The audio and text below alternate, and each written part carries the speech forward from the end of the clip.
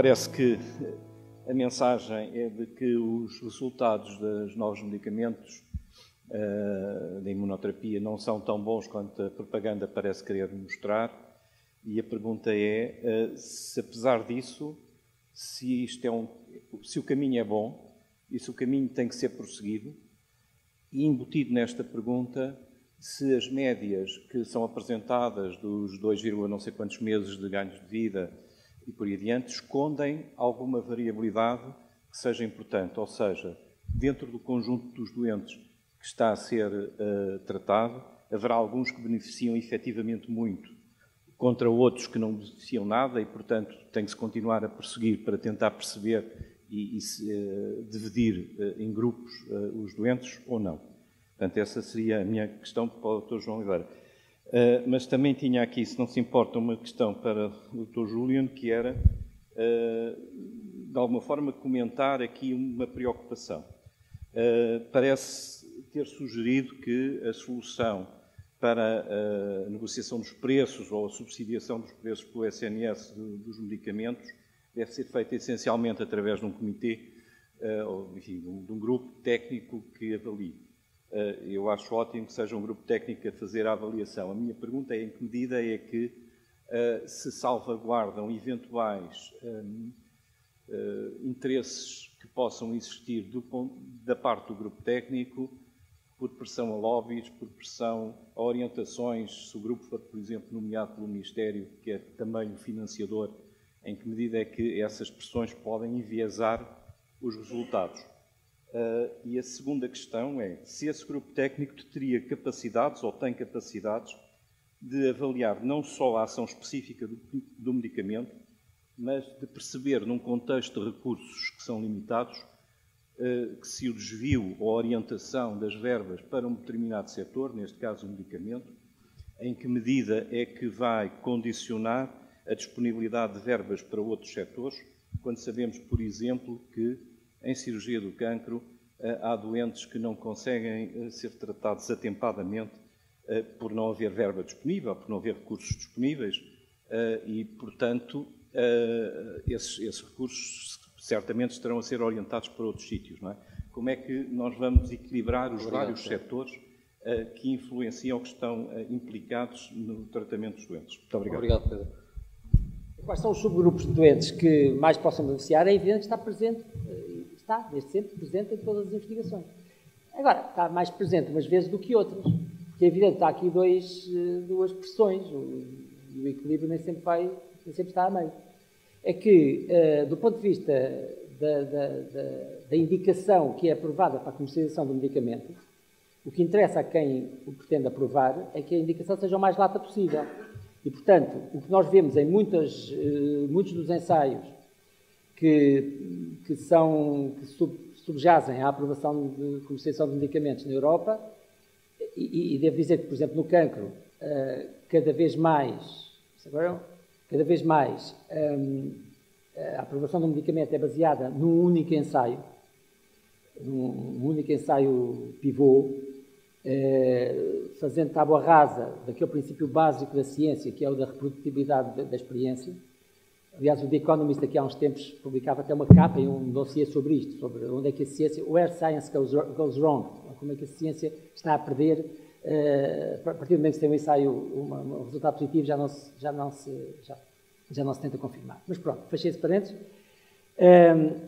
A maior parte dos ensaios tentam, no fundo, o principal objetivo, a gente percebe que é, a partir de um subgrupo que revoca muito aqueles resultados positivos e que beneficiaria bastante, conseguir uma diferença suficiente no grupo global que transcende esse subgrupo, onde haverá pessoas que não beneficiam tanto, mas que permite que seja suficientemente que tenha margem suficiente para permitir a comercialização, ganhando-se com isto uma indicação mais larga. É claro que a própria Agência Europeia do Medicamento tem uma certa tensão com as companhias farmacêuticas, com os promotores desses ensaios, em relação a isso, tentando, logo desde o início, mesmo em sede de aconselhamento científico, restringir os ensaios aos grupos ou pelo menos que o delineamento dos ensaios seja de modo a fazer realçar o efeito sobre o subgrupo em que ele é máximo. Mas isto é uma coisa que mete ciência e mete ou mete ciência clínica e mete ciência comercial. E, portanto, há aqui um balanço que nem sempre fica a meio. Esse é um aspecto, mas é verdade que há medicamentos que são muito importantes para determinados grupos de pacientes. O problema é a gente não ter conseguido até agora descobrir mesmo todos os que eles são. De qualquer modo, a minha intervenção era menos sobre esses aspectos mais metodológicos, práticos, mas sobre a questão do conceito da medicina personalizada. E a história é que, no fundo, esta coisa da medicina personalizada, se calhar até é incompatível com a medicina de precisão. Os dois conceitos, parecendo que um veio substituir o outro, para não confundir com a personalização dos cuidados, etc. Na verdade, nós, ao irmos para aspectos moleculares, não vamos para a pessoa. A pessoa é uma coisa, as suas moléculas estão a ser outras. E como se vê, em sítios diferentes têm comportamentos diferentes, ou em determinados contextos têm comportamentos diferentes. E isto, e quanto mais precisos estamos a ser, isto é, quanto mais aprendemos e quanto mais aprofundamos o nosso conhecimento, mais percebemos que somos muito pouco precisos. Quando a gente julgava que isto bastava alvejar um gene, a precisão estava no alvejar daquele gene, daquela mutação. Quando lá chegámos, afinal descobrimos que não é isso, que há mais coisas. A precisão está mais longe ainda. Nunca mais se apanha a precisão. E é sobre esse conceito que eu aqui quis pôr alguma coisa, não sobre os aspectos da comercialização. Agora, em termos mais macro, isso é verdade. Depois há outra coisa também. Eu também só vou descobrir se fui personalizado naquele tratamento a posteriori, porque a incerteza continua a existir. Não há nada que seja 100%. E esse é outro dos problemas que existe na difusão, na publicitação do conceito de medicina personalizada. Dá a ideia às pessoas que personalizado ou de precisão que é 100% real. Aquilo é tão preciso para aquela pessoa que a incerteza é mínima. Não. Cada vez que aprendemos mais, percebemos que a incerteza continua a andar à nossa frente. A incerteza é intrínseca à prática, enfim, é intrínseca à vida, é intrínseca à medicina. E nós não vamos libertar-nos da incerteza. Só que a incerteza é das coisas que mais aterrorizam a humanidade. É uma questão antropológica. A gente lida muito mal com a incerteza. Até criamos religiões para nos darem algumas certezas, não é? Deixem-me lá este apontamento. Não é propriamente uma confidência sobre outra pessoa, mas eu já tenho repetido isto. No final da vida dele, lidei um pouco com o professor Mariano Gago, que é físico das partículas. E eu percebi que os físicos têm maior sensibilidade para perceber o que é incerteza do que nós, que somos das ciências biológicas. Ele disse-me que tinha ido para a física das partículas porque, para perceber como é que é isto do mundo, para perceber o que é que o mundo é feito e como é que funciona. Achou que ia estar mais... Mas eles perceberam também que o elétrão a gente não sabe onde é que ele está. Há uma nuvem. O princípio da incerteza é da física. Eles lidam melhor com isso do que nós. Nós, na biologia, somos muito dogmáticos. Nós andamos sempre a defender-nos da incerteza. Não a aceitamos, não a tentamos gerir, não a tentamos incorporar nos nossos pensamentos. E então andamos à procura disto. E a medicina personalizada é medicina... não, é logo de precisão. É mesmo aquilo, é de certeza. Pois não é. E é um bocadinho à maneira da pós-verdade. Pós-verdade é a diferença. É aquilo em que a gente acredita, apesar de saber que a verdade é outra. Nós acreditamos sempre, gostamos de acreditar, pós-verdadicamente, que isto é assim. Mesmo que nos digam que é incerto, a gente prefere agarrar-se àquela semelhança de certeza, àquele arremedo de certeza. E isto está todos os dias, na clínica, naquilo que temos que falar com os doentes, desfazer a incerteza, ou desfazer a certeza e conseguir ajudar os doentes a viverem com a incerteza e ajudarmos nós próprios, médicos, a vivermos com a incerteza, é um dos grandes desafios de medicina atual. Porque a rapaziada aí anda a achar que com as tecnologias todas vai bastar aplicá-las para que isto saia tudo certo. E é um problema se os médicos se afastam da sua função relacional, da gente, do doente, e se acham que são apenas braços mais compridos das tecnologias, dos algoritmos, ou seja, do que for. É um problema porque não serve às pessoas, não melhora a qualidade do que fazemos pelas pessoas. Desculpem. Nada, obrigado.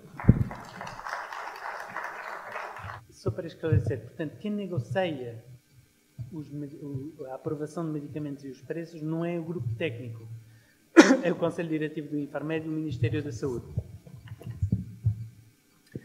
Portanto, o grupo técnico, a única coisa que faz, é avaliar se o medicamento tem uma vantagem terapêutica, do ponto de vista clínico, e depois se tem uma vantagem económica, ou seja, se o benefício justifica o custo, e emite uma recomendação. Os peritos que fazem esse trabalho técnico têm que preencher, para cada vez que fazem isso, têm que preencher uma declaração de conflitos de interesse, portanto, eu penso que isto está salvaguardado. A questão é que depois a decisão final decorre de uma negociação que é feita ao nível dos representantes, do Infarmed e dos representantes políticos. E aí, obviamente, eu nunca participei nessas negociações, como é evidente, mas aí, obviamente, vai haver outros argumentos que poderão aparecer em cima da mesa. Que é argumentos, por exemplo, de equidade, se os doentes têm acesso no privado ou não, o facto de ser uma doença órfã, o facto de ser uma doença que atinge uma grande parte da população, ou de ser uma doença muito incapacitante, ou o facto de não haver alternativa terapêutica, ou o facto de a empresa farmacêutica dizer que se esse medicamento não for financiado vão ter que fechar e vai haver não sei quantas pessoas que vão para o desemprego. Enfim, pode haver uma série de outros argumentos que aparecem aí. No fundo, a única coisa que lhe posso dizer é que essas pessoas que fazem essa negociação, negociem em nome do cidadão, porque é o cidadão que o elegeu.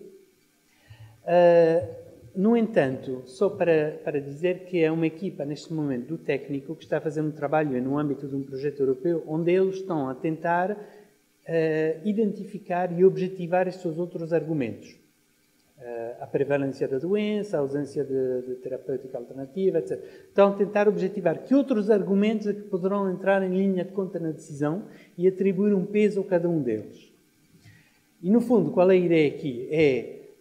No fundo, vamos calcular para cada medicamento que aparece um score, e se o score é acima de um determinado patamar, é aprovado. Se estiver por baixo, não se aprova. E, portanto, retiramos aqui a componente polémica e política da decisão. Eu não sei se isso é possível e se isso é justo. No fundo é tornar técnica uma decisão que tem um cariz político evidente.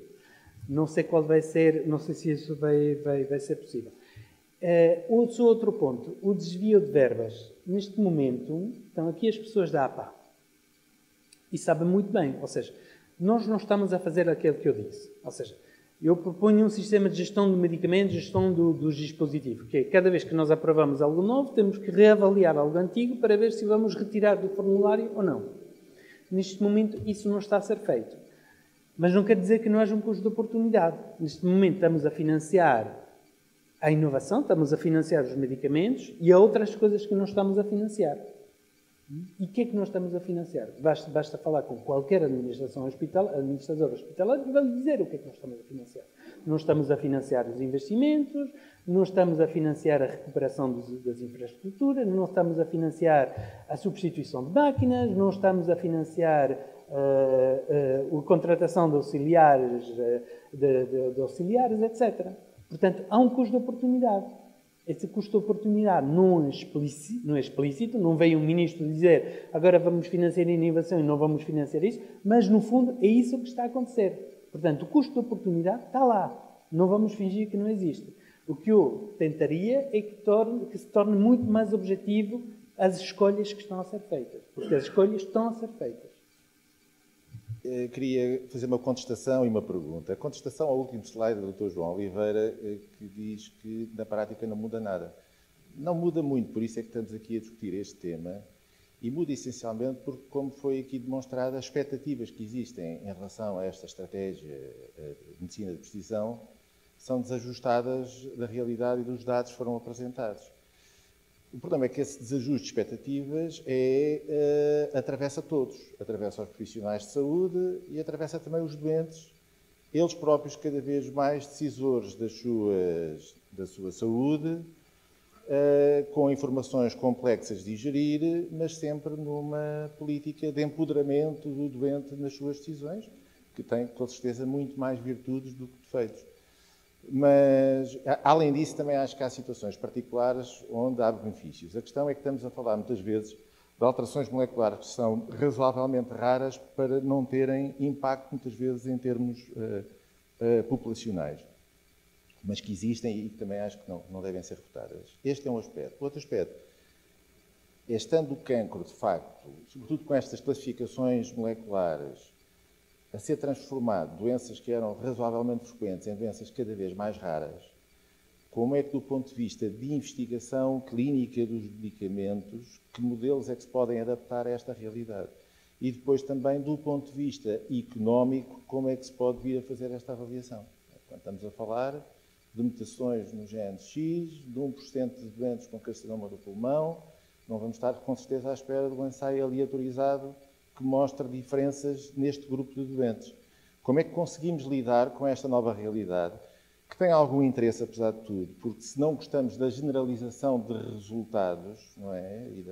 E da validação a todos os doentes de resultados que provavelmente só beneficiam poucos, esta estratégia tem muitas vezes interesse do ponto de vista de seleção de subpopulações, mas acho que tem esta dificuldade e gostaria que comentassem como é que nos estamos a adaptar a esta investigação e a esta análise económica.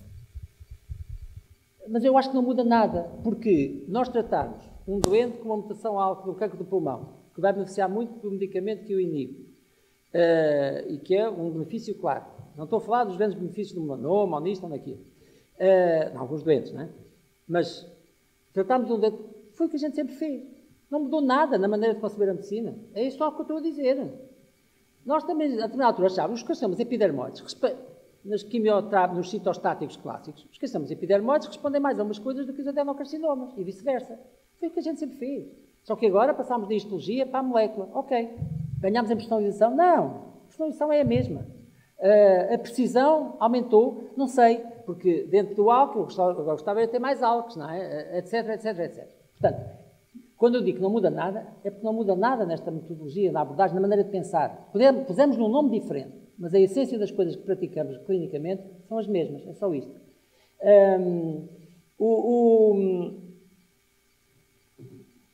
Em relação à investigação, se as coisas forem tão melhores do que as anteriores, como se gostava que fossem e como nos dizem que são, não precisamos de ensaios randomizados para tudo. E, por acaso, já há coisas que estão a ser provadas com base em ensaios de monobraço não comparativos, etc, etc, etc, por facto de serem, todos os dias, há todas as exceções para as entidades nosológicas que são de curta incidência, não é? De baixa incidência. Isso aí está defendido até pelas leis. Metodologicamente, é a mesma coisa. Só se fez um ensaio da streptomicina porque, por acaso, não havia dinheiro para comprar streptomicina para toda a gente. E o Bradford Hill lembrou-se que não é má ideia acabar com o assunto já em vez de se eternizar a discussão. O problema é isto. Quanto mais fracos forem os elementos de prova, os métodos de prova, as discussões vão se eternizar mais tempo. Se conseguirmos introduzir métodos de prova mais fortes, como antigamente se dizia, mais robustos, a discussão vai acabar mais depressa e os economistas, se calhar, vão ter dados para fazer coisas mais depressa. Mas quanto mais nós criarmos nuvem sobre aquilo, quanto mais nos afastarmos, se não nos esforçarmos suficientemente para diminuir o nível de incerteza, as coisas vão demorar mais tempo e a discussão vai ser mais tempo e vai estar mais nebulosa. É óbvio que coisas muito nítidas não precisam de elementos de prova, de metodologias muito afinadas. As coisas os pequenos ganhos, e continuamos a falar de pequenos ganhos, infelizmente, vão precisar de metodologias mais apuradas. Eu queria aqui, enfim, não vou entrar nesta questão clínica, mas eu penso que nós temos que fazer um esforço muito grande em termos de verdadeira investigação independente. Ou seja, neste momento, parece-me que nos hospitais há alguma falta de cultura, espero que não vou aqui ofender ninguém, mas há alguma falta de cultura científica que se traduz, por exemplo, pelo facto de nós estamos sempre a nos queixar de que faltam dados. E a mim parece-me que a falta de dados sobre registros e seguimentos de doentes não é feita, muitas vezes, porque as pessoas não se colocam a questão. Ou seja, se eu tivesse questões científicas que eu quisesse resolver, obviamente iria começar a fazer levantamento de dados, mesmo que seja de uma maneira muito incipiente, através de um ficheiro Excel. Mas eu começava a recolher dados. E a falta de recolha de dados é porque é uma insuficiência no facto das pessoas não se colocarem questões de investigação e questões de investigação do ponto de vista clínico. E nós pensamos, neste momento, estamos muito virados para aí, que é como fazemos ensaios clínicos patrocinados pela indústria, estamos a fazer investigação e ficamos todos contentes, mas isso não é, para mim, isso não é investigação. Ou seja, é uma componente de investigação, mas é uma investigação que é extremamente dirigida e que é feita por entidades externas e, muitas vezes, o contributo dos próprios profissionais do hospital é mínimo.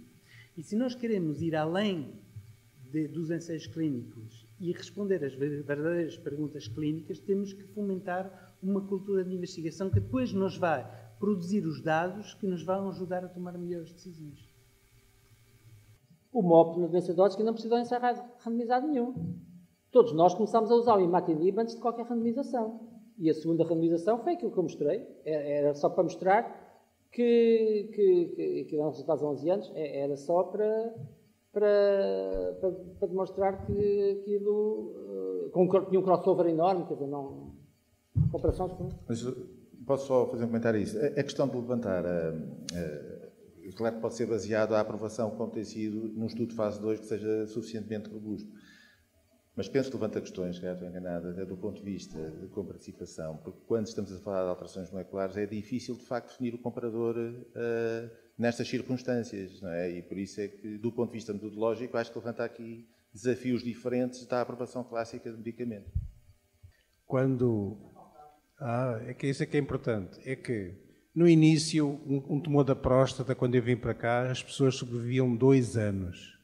Quando começaram a aparecer as primeiras drogas, também apareceram as aves agueirentas da farmácia a dizer que não valia a pena mudar. Entretanto, agora, a sobrevivência já passou para 15 anos. Portanto, e calaram-se. Portanto, estamos à espera que estas novas drogas nos deem um aumento de sobrevivência de mais 15 anos, então as pessoas vão viver com 100 e tal anos. Portanto, também não estejam à espera disso, mais 15 anos. Portanto, e em relação à aprovação dos medicamentos, acho que a aprovação dos medicamentos está errada, porque se é para aprovar medicamentos, é para o país todo, não é para aprovar medicamentos. Uns hospitais têm, outros hospitais não têm. Porque o grande problema, que a pressão que é feita, é precisamente por causa dessa.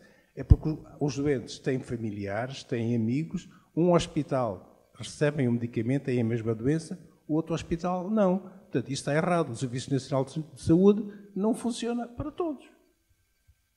Essa coisa da próstata é mesmo o melhor exemplo que podíamos ir buscar. Por a razão seguinte, é que o aumento da sobrevida na próstata tem que ver com aquela coisa, a gente picar o dedo e saber que tem um cancro da próstata. Portanto, andamos a tratar doença que nunca iria matar ninguém e antigamente, quando tu vieste para cá, que tens a minha idade, isso não acontecia. Portanto, a grande parte do aumento da sobrevida dos doentes de cancro da próstata é por um diagnóstico precoce, provavelmente um sobrediagnóstico que conduz a um sobretratamento. É um exemplo bom para a gente dizer que temos que tratar de doentes. Sobre as diferenças entre hospitais. Pronto, aqui temos uma situação que é um pouco que é difícil, no sentido em que, por um lado, há muita pressão e que faz algum sentido em que as decisões não sejam todas tomadas ao nível central. Portugal é um país altamente centralizado e centralizador. E, portanto, que haja alguma delegação, delegação da decisão e alguma descentralização na decisão.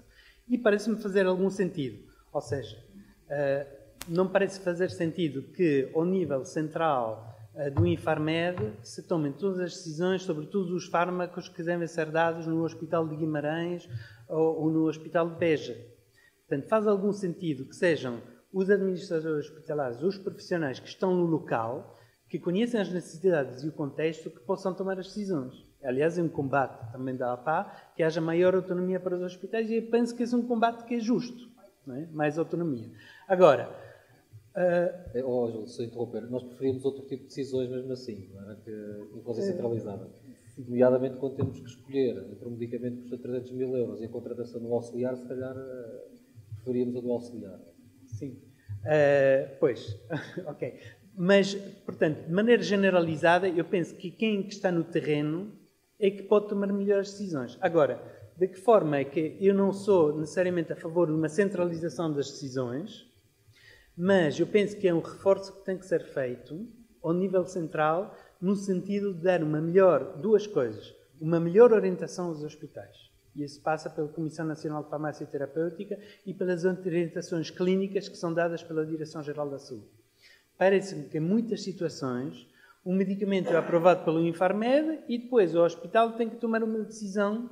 Muitas vezes, hoje os hospitais grandes têm muita capacidade em termos técnicos para fazer a sua avaliação. Os hospitais mais pequenos não têm. E, portanto, tem que haver aqui um apoio ao nível central, da Comissão Nacional de Farmácia, da DGS, para orientar realmente as decisões que são tomadas ao nível do hospital. E depois tem que haver também uma maior capacidade ao nível central, através das negociações diretas e através da SPMS, para que os preços que os hospitais pagam sejam comportáveis. E essa negociação, penso que tem que ser feita ao nível centralizado e não ao nível de cada hospital individualmente, porque isso, então, aí é a porta aberta a grandes desigualdades. E eu gostava de fazer 2 provocações. A primeira é saber se existem bons estudos económicos que fundamentem que, se não dermos nenhum tratamento, cirurgia ou qualquer ato médico, o SNS passa a ser finalmente lucrativo. Pode haver um estudo, portanto, esquecendo o fim fundamental do SNS, que é produzir bem-estar para os seres humanos. Esta é a minha pergunta. A segunda é, como é que se sentiria como cidadão, professor Perlman, se o Ministério da Saúde dissesse assim: educação para a saúde das crianças, elas ficarem gordas ou com cáries, que se lixem. A saúde depois que trata as cáries delas ou que elas fiquem gordas, e fazemos um país que se move por silos e não de uma forma solidária e organizada, e que ano após ano o Primeiro-Ministro distribui esse dinheiro pelos vários setores e obviamente a saúde é compensada. E a terceira é uma pergunta que é: quando se diz que os cidadãos não aceitam pagar mais impostos ou mais rendimento, qual é o estudo científico onde isso está dito? Porque o único que eu conheço é um estudo feito à sociedade portuguesa, representativo, e na realidade diz o contrário. Diz que os cidadãos, para a saúde, estão disponíveis a pagar mais. São as minhas perguntas. Muito obrigado. Eu gostaria de saber quem são as pessoas que responderam que sim e quem são as pessoas que responderam que não. Ou seja, toda a grande polémica aqui é se, no fundo, temos as pessoas... A minha suspeita é que quem está disposto a pagar... Quem não está disposto a pagar impostos são pessoas mais ricas que já recorrem ao privado. Ou seja, o problema é qual é o consenso social à volta destas questões. Se eu bem me lembro, o estudo dizia que era 50 e pouco % da população que estava disposta a pagar mais impostos para a saúde. Eu gostaria de saber quem são essas pessoas para tomar as decisões.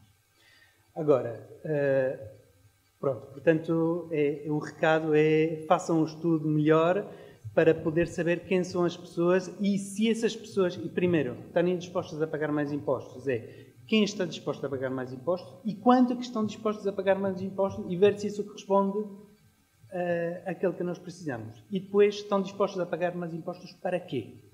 Estão dispostos a pagar mais impostos para cancro avançado, estão dispostos a pagar mais impostos para combate da obesidade nas crianças, para que os hospitais possam reduzir os tempos de espera, para programas de reforço dos cuidados de saúde primária, ou seja, ou para os cuidados continuados. Eu suspeito, por exemplo, que há muita gente que estaria mais disposta a pagar para ter um seguro de dependência, por exemplo, não é? Que é uma falha enorme que nós temos em Portugal.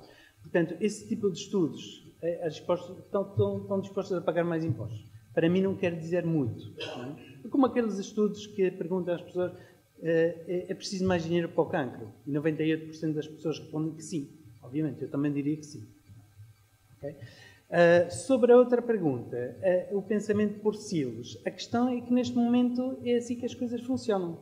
Ou seja, o Serviço Nacional de Saúde traz, não tenho dúvidas, eu não tenho estudo sobre isso, mas é evidente que o Serviço Nacional de Saúde traz grandes ganhos e tem contribuído de forma decisiva, ou seja, o crescimento de Portugal e a mudança que Portugal vivenciou nos últimos 40 anos deve-se a muitas coisas, deve-se à educação, deve-se ao crescimento económico e também deve o seu contributo do Serviço Nacional de Saúde. Isso não tenho dúvidas de que o Serviço Nacional de Saúde tem tido um contributo para a melhoria do país de forma substancial. Agora, a minha questão é: como é que eu posso isolar o contributo do Serviço Nacional de Saúde? Ou seja, imaginemos, o Serviço Nacional de Saúde, de facto, traz benefícios para a população no seu conjunto. O que é que me diz que esses benefícios, em termos... Imaginemos que traz benefícios em termos de crescimento económico, que traz benefícios em termos de receitas para o Estado. O que é que me diz, como é que eu faço a arbitragem de que esse dinheiro deve ser revertido para o Serviço Nacional de Saúde e não deve ser revertido para a educação, para a justiça, para as autoestradas, para a promoção da saúde nas criancinhas ou para outra coisa qualquer. Portanto, o meu problema é como é que eu tomo esse tipo de decisões e como é que eu faço essa arbitragem. Neste momento, eu tenho um bom método para a alocação de recursos no âmbito do Serviço Nacional de Saúde, que é ganhos de anos de vida ajustados pela qualidade e custos que eles têm. Como é que eu posso comparar intervenções na área de saúde com uma intervenção, por exemplo, de um Plano Nacional para a Educação ou com o aumento das verbas para os professores? Como é que eu faço essa arbitragem? E o que é que me diz que maior benefícios devem reverter para a saúde? Porquê? Porquê? Não sei. É como quem diz que outro argumento que é utilizado muitas vezes é os biosimilares permitem poupança. Eu suponho que seja o caso. Eu não tenho estudo feito, mas suponho que seja o caso. Essas poupanças com os biosimilares devem ser revertidos para a inovação terapêutica para os novos medicamentos. Porquê? Porquê? Porquê que essas poupanças não devem ir para pagar a dívida? É polémico o que estou a dizer, não é? Mas porquê? Qual é o argumento? Como é que eu faço esse tipo de arbitragem? Como é que eu tomo esse tipo de decisão? Essa é a minha questão e não tenho resposta. Obrigado, Júlio. Acho que não vou aceitar mais perguntas. Já tivemos aqui uma discussão prolongada. O papel da Associação Portuguesa de Administração Hospitalar nestas matérias e geralmente apresentamos uma posição sobre cada tema e tentamos, de uma forma genérica, agregar uma fragmentação de posições que acaba por ser latente na sociedade. Nós aqui até temas polémicos que não acabaram por ser aqui debatidos, por caso recente da bebê Matilde, qual é que é a lógica. Já me mandou calar o Dr. João Oliveira, já me tirou o pio. Portanto, há várias matérias polémicas que continuam a existir no país e têm que existir decisões racionais. Foi por isso que também nos levou a desenvolver uma agenda na área da medicina de precisão e que iremos apresentar, em parceria com a Ordem dos Médicos, iremos apresentar brevemente e que temos como objetivo também apresentar dentro desse âmbito, ter 2 estudos pilotos, um mais próximo da discussão e da preparação de dados para termos real world data, que foi aqui também um pouco falado, e também na preparação de modelos de financiamento para algumas áreas e como é que esses modelos de financiamento podem promover o acesso a terapêuticas da área celular.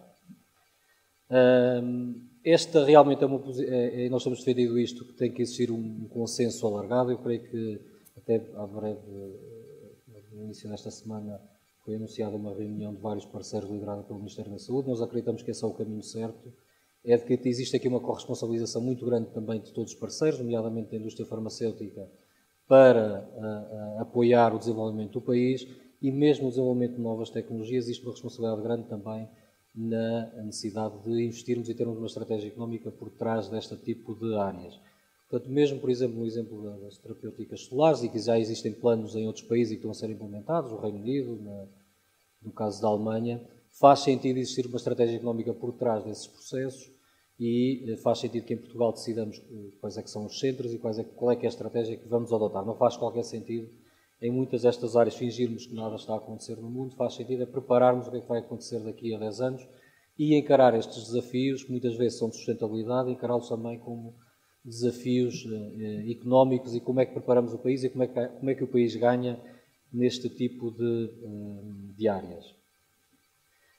Agradecer ao Dr. João Oliveira por nos ter recebido aqui tão amavelmente e pela excepcional conferência, também pela conferência do Professor Juliano Perlman. As 2 comunicações vão ficar disponíveis no nosso canal no YouTube para serem consultadas, insultadas também, muitas vezes, apesar de nós apagarmos os comentários menos simpáticos. Censuramos, é uma estratégia que nós temos de pós-verdade também, não é? Ou pelo menos educação, a defesa da educação. Queria convidar-vos também a acompanharem as nossas atividades. Vamos, já no início do meados deste mês, ou do próximo mês de outubro, fazer as nossas conferências de valor em Braga, que são 2 dias dedicados à discussão em como aumentar a participação do doente e a importância do doente na definição dos modelos de cuidados de saúde. Depois também convidar-vos para um evento que vamos ter no início do mês de novembro sobre contratação pública, que também é uma área de muito relevo, que será sentido discutir essa matéria. E depois também para nos acompanharem, quer no Fórum do Medicamento, que se vai realizar no final do mês de novembro, e também dar nota do Prémio Healthcare Excellence que vai se realizar ao mesmo tempo também das conferências de valor em Braga. Eu espero não terem esquecido nada, o Miguel está-me ali não me esqueci, estava a dizer que sim, não me esqueci de nada. Acabam por ser tantas atividades que o Presidente já não consegue acompanhar todas as áreas. Mas pronto, agradecer a todos a vossa confiança e queria deixar uma pequena lembrança ao IPO da nossa passagem, que geralmente é típico.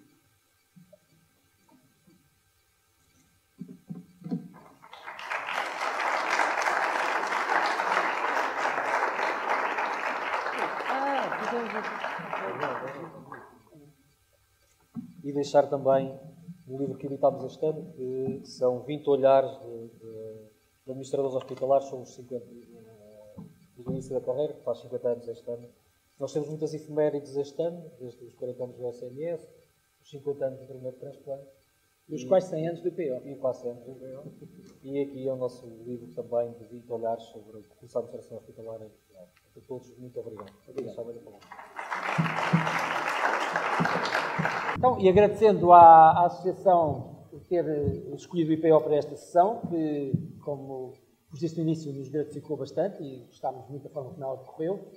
Dou por encerrada, agradecer também ao professor William Terman a contribuição que foi a parte essencial do que passou. Muito obrigado.